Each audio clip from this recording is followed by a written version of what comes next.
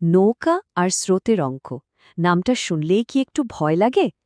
আচ্ছা, যদি বলি এটা আসলে ভয়ের কিছু না, বরং একটা মজার পাজলের মতো। আর সেই পাজলটা সমাধান করার জন্য দরকার শুধু দুটো সহজ কৌশল।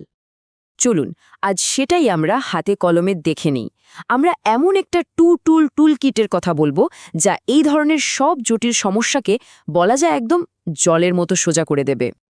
তাহলে টুলকিটের প্রথম টুলটা কি? এটা আসলে এমন একটা ধারণা যা আমরা প্রায় সবাই জানি, সেই যে গতি, দূরত্ব আর সময়ের সম্পর্ক। এই যে দেখুন, ডিএসটি ত্রিভুজ, এটা সূত্র মনে রাখার জন্য একটা দারুণ জিনিস। ধরুন আমাদের দূরত্ব বা ডিস্টেন্স বের করতে হবে, তাহলে ডি কে আঙুল দিয়ে ঢেকে দিন। কি দেখা যাচ্ছে? স্পিড আর টাইম পাশাপাশি, মানে দূরত্ব হলো গতি আর সময়ের গুণফল। আবার যদি গতি বা স্পিড বের করতে হয়, এস কে ঢেকে দিন। দেখবেন ডি ওপরে আর টি নিচে, মানে দূরত্বকে সময় দিয়ে ভাগ। কি দারুণ না ব্যাপারটা? একদম সহজ। বেশ, প্রথম টুল তো হয়ে গেল। এবার আসি আমাদের টুল কিটের দ্বিতীয় আর সবচেয়ে গুরুত্বপূর্ণ টুলটার দিকে।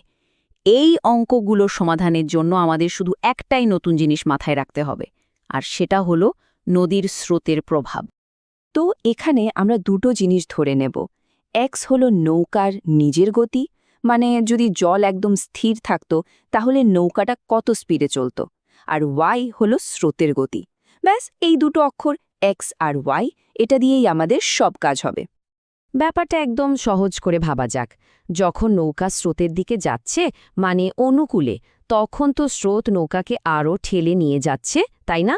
গতি বেড়ে যাবে, তাই মোট গতি হবে নৌকার গতি আর স্রোতের গতির যোগফল, মানে এক্স প্লাস ওয়াই। আর যখন নৌকা স্রোতের উল্টো দিকে যাচ্ছে, মানে প্রতিকূলে, তখন স্রোতকে বাধা দিচ্ছে, ফলে গতি কমে যাবে। তখন মোট গতি হবে এক্স মাইনাস ওয়াই, সোজা হিসাব। আচ্ছা, থিওরি তো অনেক হলো, এবার আসল খেলা শুরু করা যাক। মানে বাস্তবে এই টুলকিটটা কিভাবে কাজ করে, চলুন সেটা দেখি। তো সমস্যাটা হলো, একটা নৌকা স্রোতের প্রতিকূলে ৪৮ কিলোমিটার যেতে ১২ ঘন্টা সময় নেয়, আর স্রোতের অনুকূলে ওই একই দূরত্ব মানে ৪৮ কিলোমিটারই যেতে ৮ ঘন্টা সময় নেয়। প্রশ্ন হলো, স্থির জলে নৌকার গতি কত আর নদীর স্রোতের গতিই বা কত? মানে আমাদের এক্স আর ওয়াই এর মান বের করতে হবে। তো এই ধরনের অঙ্ক ধাপে ধাপে করতে হয়। চলুন সেভাবেই এগোই। প্রথমে বের করি প্রতিকূলের গতি। আমাদের প্রথম টুলটা মনে আছে তো? গতি মানে দূরত্ব ভাগ সময়। এখানে দূরত্ব ৪৮ কিমি আর সময় ১২ ঘন্টা, তাহলে গতি হল ঘন্টায় ৪ কিমি। আর আমরা তো জানি প্রতিকূলের গতি মানেই হল এক্স মাইনাস ওয়াই, তাহলে X minus Y is equal to 4। আচ্ছা, এবার আসি অনুকূলের গতিতে। দূরত্ব সেই ৪৮ কিমি, কিন্তু সময় লেগেছে মাত্র ৮ ঘন্টা, তাহলে গতি কত? ঘন্টায় ৬ কিমি। আর অনুকূলের গতি মানে হল এক্স প্লাস ওয়াই। ব্যাস, দেখুন দুটো একদম সহজ সমীকরণ পেয়ে গেলাম আমরা। এখন এই দুটো সহজ সমীকরণ সমাধান করলেই প্রথমে আমরা পেয়ে যাব নৌকার আসল গতি, মানে এক্সের মান, আর সেটা হলো ঘন্টায় ৫ কিলোমিটার। আর এক্সের এই মানটা যে কোনো একটা সমীকরণে বসিয়ে দিলেই ওয়াই অর্থাৎ নদীর স্রোতের গতিও বেরিয়ে আসবে, আর সেটা হলো ঘন্টায় ১ কিলোমিটার। দেখলেন তো কত সহজে অঙ্কটা হয়ে গেল? একটা তো হলো। চলুন আমাদের এই টুলকিটটা যে আসলেই কতটা কাজের সেটা বোঝার জন্য এবার একটু অন্যরকম একটা সমস্যা দেখি।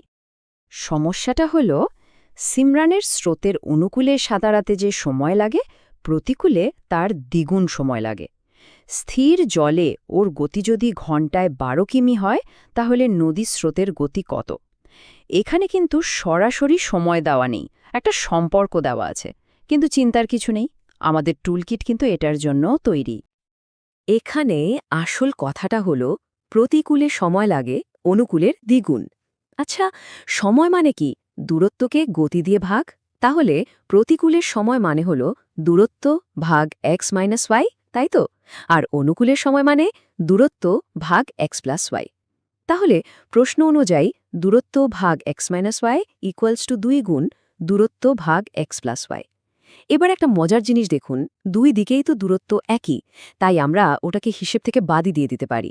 আর সঙ্গে সঙ্গে আমাদের সমীকরণটা একদম সহজ হয়ে গেল। আর এই সহজ সমীকরণটা সমাধান করলেই উত্তর বেরিয়ে আসবে। নদীর স্রোতের গতি হল ঘন্টায় 4 কিলোমিটার।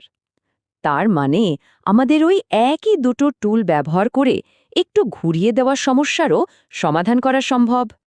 তাহলে চলুন পুরো বিষয়টা একবার এক ঝলকে দেখে নিই। এই দুটো সহজ টুলে কিন্তু নৌকা আর স্রোতের যে কোনো অঙ্ক সমাধানের আসল চাবিকাঠি। আমাদের টুলকিটের প্রথম টুলটা কি ছিল? সেই একদম বেসিক জিনিসটা, গতি, দূরত্ব আর সময়ের সম্পর্ক, যা আমরা ওই সহজ ত্রিভুজটা দিয়ে মনে রাখি। আর দ্বিতীয় টুলটা হল নদীর প্রভাব। এখানে শুধু দুটো কথা মনে রাখতে হবে। স্রোতের দিকে গেলে মানে অনুকূলে গতি হবে যোগফল x+y, আর স্রোতের উল্টো দিকে গেলে মানে প্রতিকূলে গতি হবে বিয়োগফল x-y। ব্যাস, এই দুটো টুল সঙ্গে থাকলেই যে কোনো সমস্যার সমাধান করা যাবে। এখন তো টুলকিটটা হাতে চলে এলো, তাহলে এখন প্রশ্ন হলো এরপর কোন সমস্যাটা সমাধান করা হবে?